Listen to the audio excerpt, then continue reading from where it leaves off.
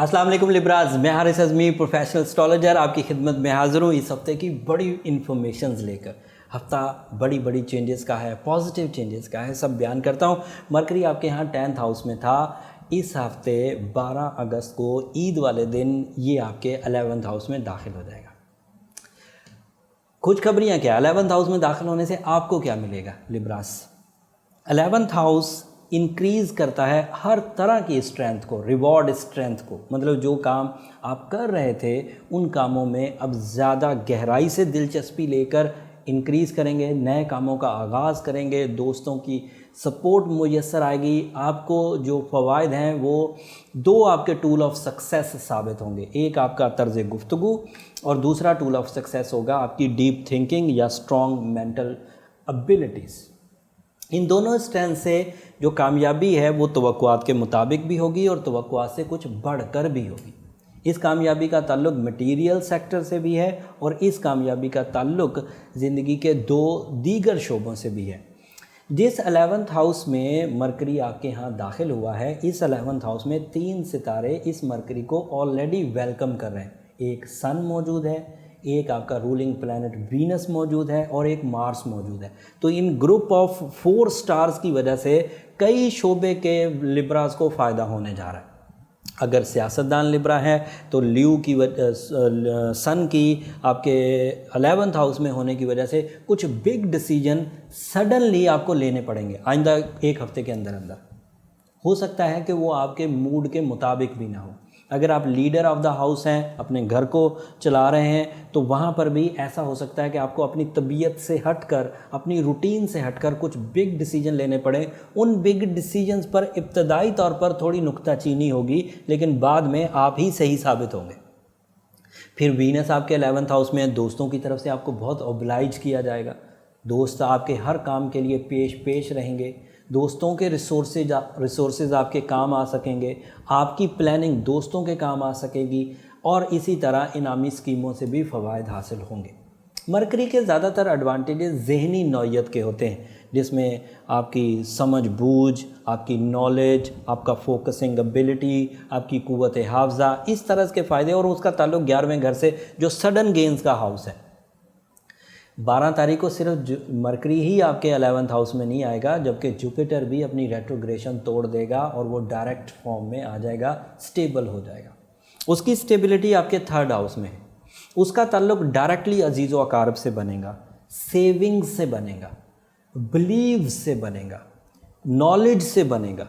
सो यहाँ पर आपके बिलीव्स, आपकी सेविंग्स, आपकी नॉलेज, आपकी डिसीजन मेकिंग और आपकी जो एक लक फैक्टर है, ये अपने लिए भी कारआमद साबित होगी और अजीज़ व अकारब के लिए भी कारआमद साबित होगी। ये दूसरी बड़ी खबर थी। ये दूसरी बड़ी खबर ज़्यादा बड़ी है मरकरी से भी। इस खबर का ताल्लुक कई हफ्तों पर बल्कि कुछ महीनों पर मबनी है।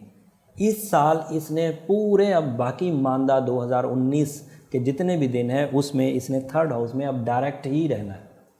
फुल मून आपके यहाँ 5th हाउस में होगा। This is so pleasant for your emotions और लव इमोशंस। 5वें घर में अगर चांद हो तो इसका ताल्लुक डायरेक्टली आपकी जज्बाती कैफियत से बनेगा और वो जज्बाती कैफियत आपको ब्यूटी लविंग एबिलिटीज़ देगी, नफासत देगी। जज्बे का इजाफ़ा कुर्बानी देने के इजाफे में भी मददगार साबित होगा। फिर मून साइन जब भी 5वें घर में होता है, रिलेशनशिप बड़े पुरएतमाद हो जाते हैं। मीटिंग्स में भी आप दिलचस्पी लेते हैं और प्रॉपर वर्क करके मीटिंग हासिल करते हैं। तो ये 3 बड़ी खुशखबरियाँ। मरकरी आपके 11th हाउस में, जुपिटर आपके यहाँ 3rd हाउस में डायरेक्ट, एंड आपका फुल मून जो है वो 5th हाउस में। सो आपको 11वें, तीसरे और 5वें घर की फैसिलिटीज़ भरपूर अंदाज से मुयस्सर है। 11th हाउस में मार्स भी है, हिजरत कराएगा। 11th हाउस में सन है, बड़े डिसीजंस कराएगा। 11th हाउस में वीनस है, सोशल कनेक्शंस बनाएगा। ये सब एडवांटेजेस भी आपको मिलेंगे। सो अब इसको थोड़ा सा एलेबोरेट कर दें। शादी करने वाले या जो लोग रुमानवी कामयाबियाँ हासिल करनी है उनके लिए ये अच्छा टाइम है। हिजरत करने वालों के लिए ये अच्छा टाइम है। स्टूडेंट्स के लिए ये बहुत अच्छा टाइम है। इन्वेस्टर्स के लिए ये बहुत अच्छा टाइम है। अजीज़ व अकारब के साथ तल्लुकात री इस्टेब्लिश करने के लिए ये बहुत अच्छा टाइम है। विरासती डिसीजंस लेने के लिए ये बहुत अच्छा टाइम है। पर्सनैलिटी डेवलपमेंट, एतमाद में इजाफ़ा, किसी चीज़ को सीखने के अमल में इजाफ़ा, ये उनके लिए सब अच्छा टाइम है।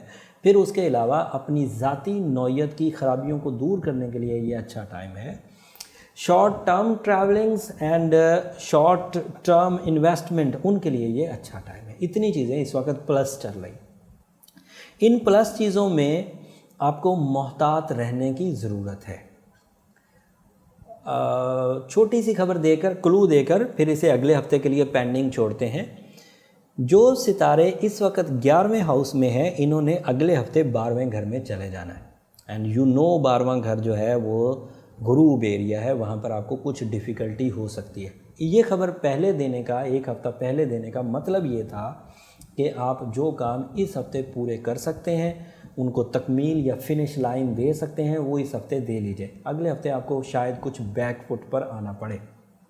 जो स्ट्रॉन्ग लिब्राज हैं या जिन लिब्राज ने ऑलरेडी अपनी ट्रीटमेंट या अपने लिए आर्टिफिशियल फ्यूलिंग के असबाब क्रिएट कर लिए हैं, येलो सफ़ायर पहना है, रूबी पहना है, मोती या फिर ब्लू सफ़ायर पहना है या ओपल पहना है, तो ये ऐसे स्टोन्स हैं जिनसे उन्हें आर्टिफिशियल रेडिएशन मिल रही होगी। ओवरऑल की बात कर रहा हूँ, तमाम ही लिब्राज वो इन सब स्टोन से कुछ फ्रेंडली रेडिएशंस लेते हैं और उस फ्रेंडली रेडिएशन का जो फर्स्ट इम्पैक्ट है वो आपके यहाँ से नेगेटिविटीज़ का रिजॉल्व करना, रिपेल करना, रिपेयर करना होता है। लेकिन अगर कोई लिब्रा बिग मिशंस पर हैं, मकासद ज़िंदगी की तकमील के लिए उन्होंने बिग गैम्बलिंग कर रखी है, बड़े हाई रिस्क ले रखे हैं, तो वो फिर इस ओवरऑल रेमेडी पर डिपेंड ना करें। वो फिर अपने ज़ाती नौयत के चार्ट कंसीडर करें, उससे उनका इंडिविजुअल स्टेटस, रुझान, सक्सेसेस पता चल जाएगी। उस इंडिविजुअल सक्सेसेस में रेमेडी एक तो टू दी पॉइंट होगी, हो सकता है इसके बिल्कुल बरक्स हो, इन स्टोन्स के अलावा कोई स्टोन हो, या फिर कुछ एहतियाती तदबीर आपके सामने आ जाएंगी। उससे आप इस अनस्टेबल या इस हेजिटेटेड जो वीक आगे 2-1 आने वाले हैं, उनसे आप बच सकेंगे। उम्मीद करता हूँ कि आप मेरी बातों को समझे होंगे, इससे फ़ायदा उठाएंगे, ईद की खुशियों को दोबाला करेंगे, अपनी लक को यूज़ करेंगे, अपने टैलेंट को पॉलिश करेंगे। और मेरी दरख्वास्त हमेशा की तरह वही रहेगी कि जब आप अपनी ज़िंदगी की किसी एक सिमत में छोटे से छोटा भी फ़ायदा हासिल करें या छोटे छोटे प्रॉब्लम से बचें, तो उस वक़्त मुझे अपनी दुआओं में ज़रूर याद रखिएगा। अगले हफ्ते जो इवेंट होने वाले हैं वो आपके लिए काफ़ी इम्पॉर्टेंट है, उन्हें इग्नोर मत करिएगा।